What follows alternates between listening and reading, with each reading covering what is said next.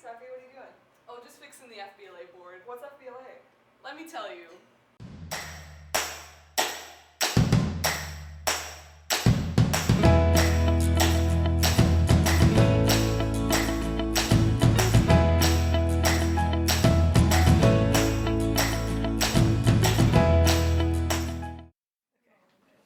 What is FBLA about? Okay, FBLA stands for Future Business Leaders of America. There's three main things that we pride ourselves on in our chapter. So the first is leadership, instilling leadership skills within students and giving them opportunities to experience leadership. The second one is competition. We try to get students to learn that competitive edge. And so there's about 80 some different events that students can compete in FBLA. There's 4 different levels at our school. There's a local, regional, state, and nationals. And we highly encourage all of our members to compete, but they don't have to. The third part of FBLA is our community service. We really pride ourselves in giving back to our community. So we volunteer a lot within our community and try to get students to learn the importance of service learning. Why should students join FBLA? I think there's many reasons students should join FBLA. One of the most common or the most beneficial is that they learn how to network with each other. They meet students from different schools, different communities, different states, and they learn skills that they can't always get within a school setting. The other thing is it's fun. Students enjoy it, it's fun, but they also learn those 3 other main things that we talked about, from leadership, giving back, and competitive edge. Next, I decided to talk to the FBLA officers to find out what their favorite thing was about FBLA. My favorite part about FBLA is going to all the different conferences because you get to meet a lot of new different students from different schools. My favorite part of FBLA is going to competitions because I'm able to travel to all these cool places and also connect with different members from all over the place. My favorite part of FBLA is giving back to the community and our community service events.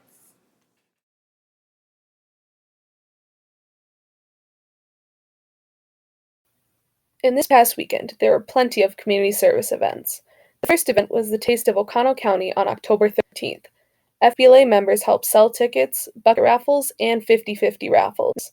Not only did it help raise money for local businesses, members also got a chance to work on their public speaking skills and learned more about local Oconto County's wide range of foods. This community service event was a great way for FBLA to connect with the community and have some fun while doing it.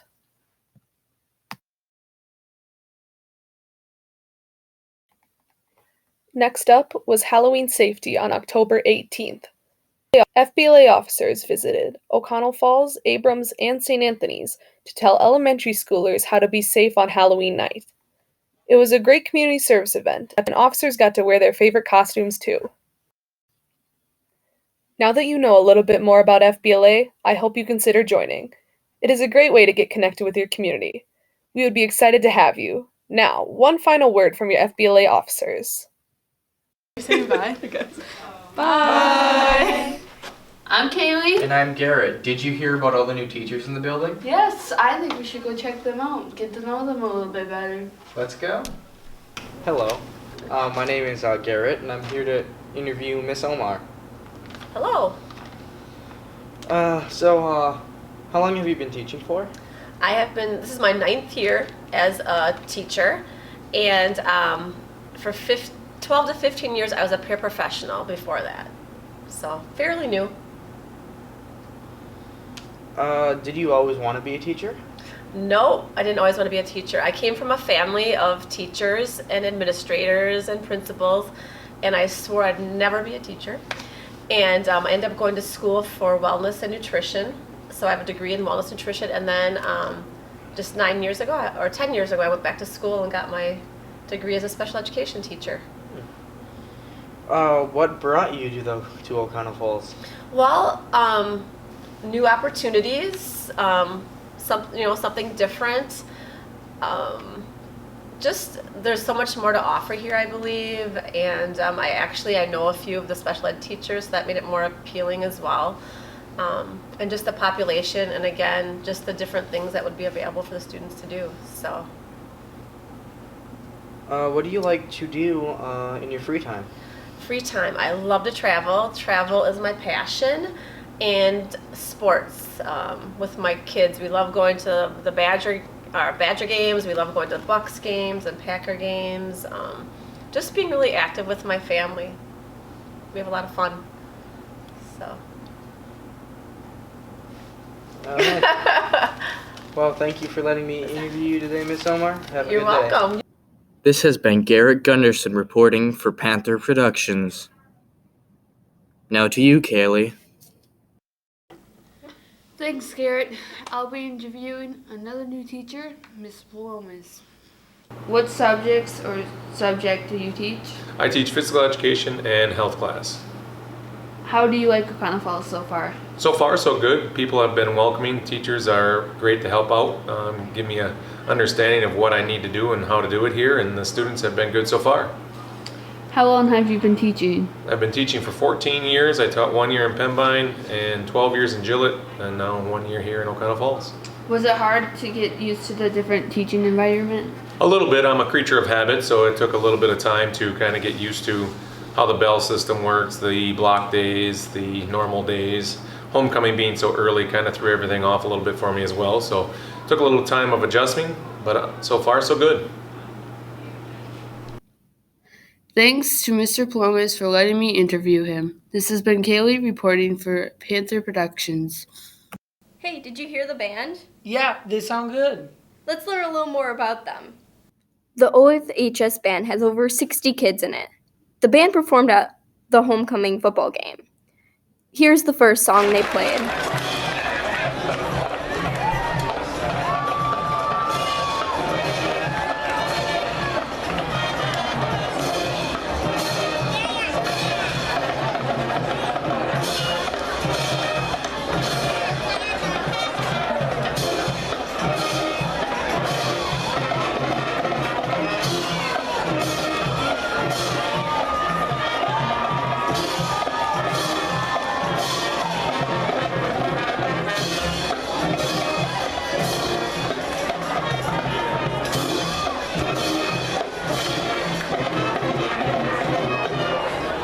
Each and every person in the band is important. The band together is able to cover a wide amount of instruments, from the clarinets in the front to the percussion and the tubas/berries in the back. But the band cannot play the way they do without their director, Miss Dominguez. She is the most important part of the band. The next big event the band has is their winter concert Thursday, December 19th at 7. Come out and support the band. This has been Allison reporting for Panther Productions.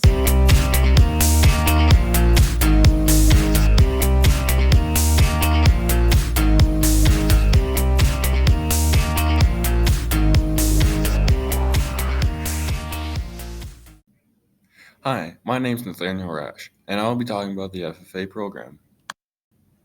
What I hear all the time about FFA is that you have to be a farmer or live in the country to be an FFA, but you can live in the middle of New York City to be an FFA. It doesn't matter if you're in the country or not.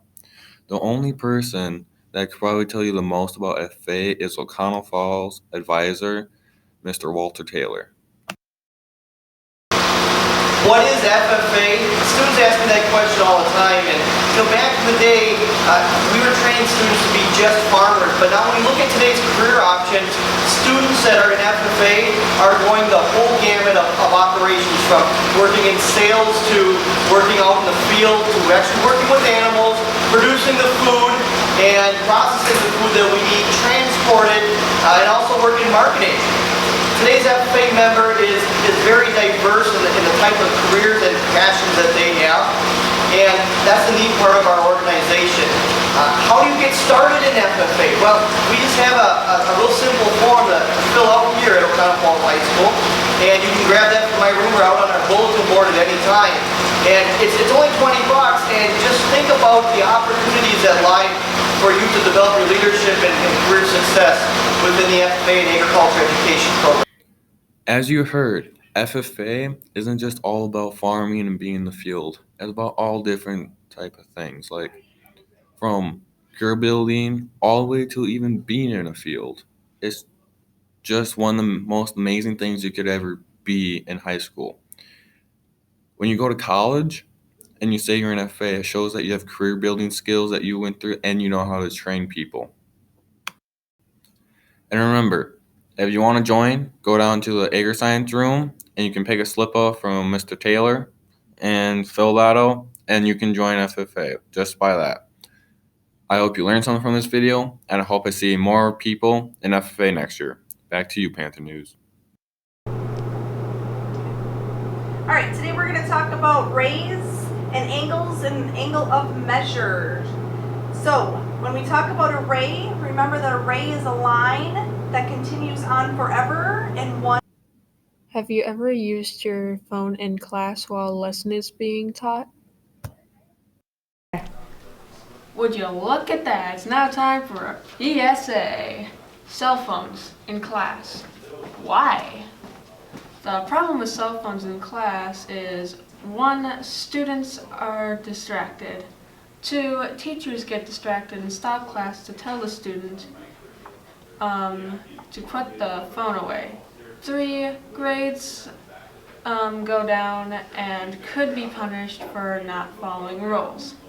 4, students could be doing illegal stuff on their phone. 5, students could be cyberbullying or being cyberbullied on their phone. What is your opinion on cell phones in class? I feel that cell phones in the classroom are a distraction. I don't think they should be allowed. I feel that students use them as a tool to distract, use social media when they shouldn't, and when teachers are trying to teach, it becomes a problem. The lessons have to be stopped, and then things kind of get off track. Class isn't used wisely, so I just feel like they shouldn't be in the classroom. Students have Chromebooks, so I think they have enough access to what they need through the Chromebook. Thank you. You're welcome. All right. What is your opinion on cell phones in class? Cell phones cause lots of distractions. So, we decided several years ago that cell phones are not needed in class because we have these great Chromebooks that have great internet access, and anything that you can pretty much do on a cell phone, you can do on that. I mean, there's a few activities that make it, cell phones make it a little bit easier, but the distractions far outweigh the usefulness of cell phones. So I prefer that we stick with our rules of no cell phones in the classroom. And happy Mole Day. Thank you for your time. You're welcome.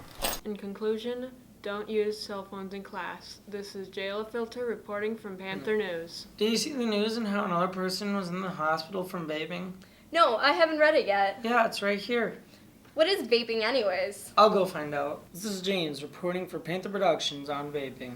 Vaping has become pretty popular lately and is becoming the new thing. If you don't know what vaping is the process of inhaling or exhaling vapor that is created from an e-cigarette or a similar device.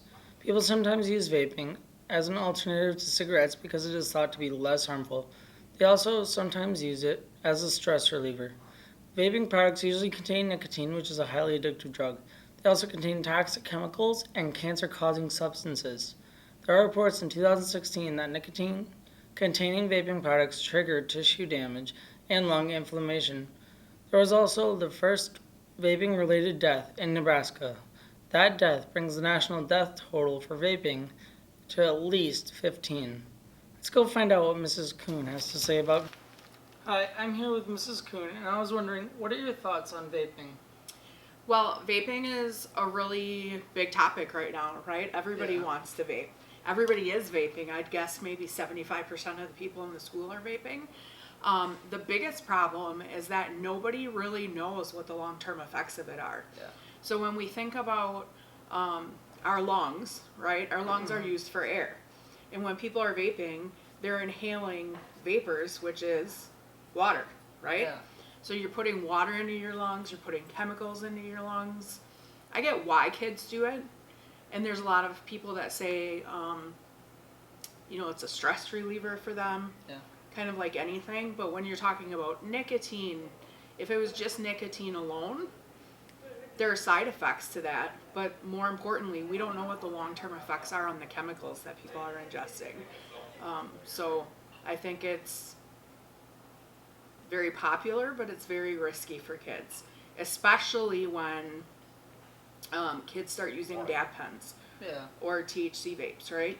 So the problem with THC vapes is if you were to use a bud form of, like, smoke a bowl, say, of marijuana, you're looking at maybe 20 to 25% THC that's in one of those hits that you're taking. When you're using a dab pen, typically those are between 92 to 98% THC, which is why we're seeing kids die all over the US or be hospitalized or overdose from use of THC. So you got to remember to be really careful with things like that when you're ingesting something that wasn't typically meant to be ingested. Yeah. Thank you. You're welcome. This has been James reporting on vaping. Back to you, Panther Productions. Memorial Park is well over 50 years old, and recently renovations have been made. I know a few people who know why. Let's go check it out. I will be interviewing Chad Trudell. Chad is a part of the Panther Pride Association, in which they decided to take matters into their own hands and renovate Memorial Park. Let's go ask some questions. So, this is about the Memorial Park remodel. So, what inclined you guys to come up with this idea to reorganize or redo Memorial Field? Because the facilities, baseball facilities, are severely lacking from about the 1970s we're working with still, and it needs to be updated to accommodate the teams and sports we have now. Do you think these changes are going to make a positive impact on the community? Yes, because it'll bring people into the community during the summertime, during the baseball season, to spend money at the local establishments. When do you expect this project to be done and ready to be open? Hopefully by 2021. Right now we're still working through the process of everybody getting together on the same page and moving forward with fundraising. Who uses Memorial Field? School uses Memorial Field for their baseball teams, and then the summer program uses Memorial Field for all the kids' activities, and the Legion baseball also uses Memorial Field. Are there any sponsors that are helping fund the field? At this point, the fundraising is just getting started, but right now it's basically between the school, the city, and then the Panther Pride organization. What will the new Memorial Field look like? Hopefully this is it right here. Our existing field here will be turned around. We'll add a new field here, some green space here for youth football. We have two existing fields here that may or may not be renovated in the future. Expanded parking in some of the existing parking area. Still using the two existing buildings that are out there already, but reconstructing the main plaza to get to them from the parking facilities. Are these going to affect any of the living residents around there? Nope, it's going to be all on the existing footprint except for a little bit down here because the city did purchase this property down here, but it doesn't show up as being used. But we may be able to expand things down here a little bit further because the city did purchase that property. Right. Thank you. Thank you, Chad, for your time and answering some of my questions. This is Riley from Panther Productions, signing out.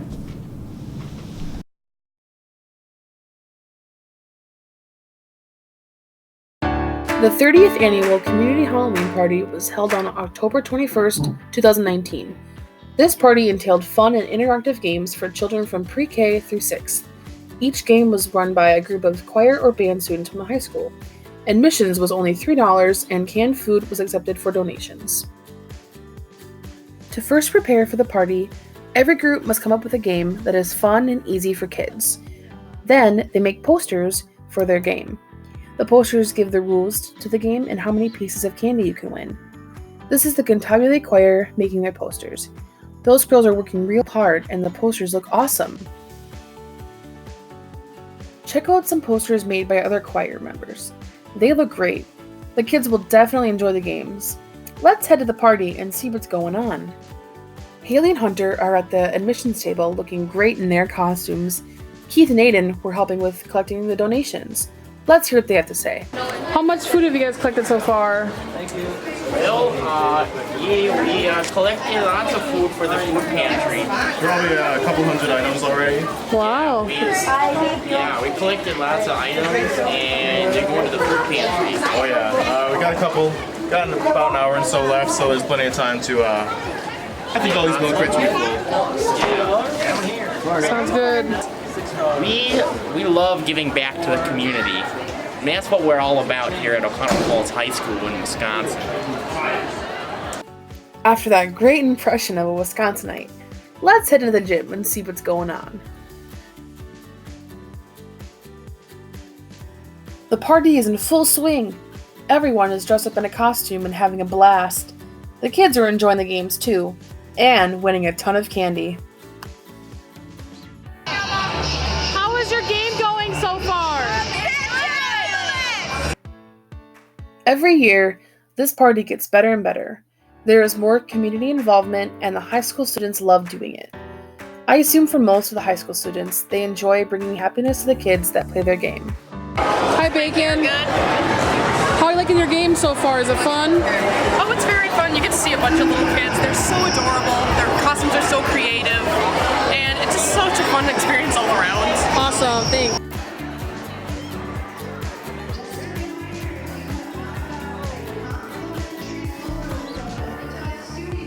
How is your game going? Really good. Kids are really loving it and they like the candy. Awesome. Thanks.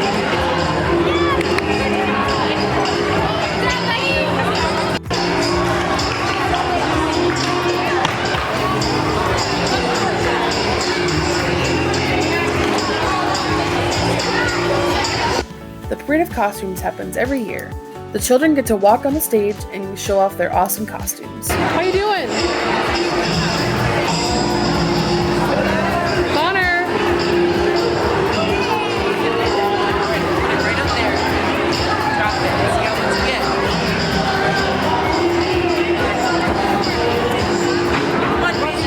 Nice job.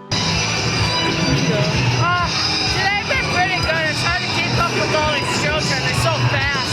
But, they're better than me.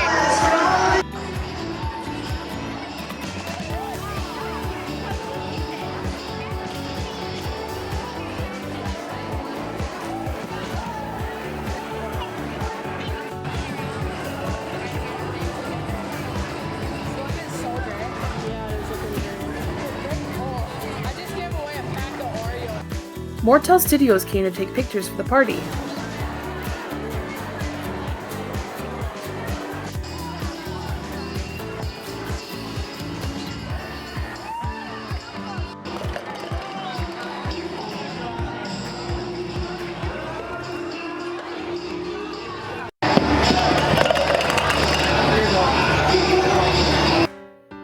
The turnout was awesome this year.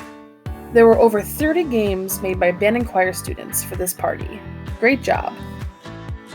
The Halloween party is a great chance for high school students to give back to the community.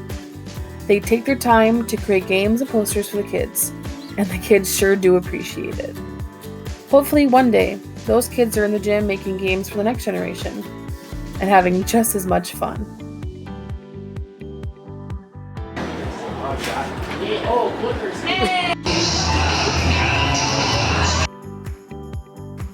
This was Emma Blisky reporting for Panther Productions. Hey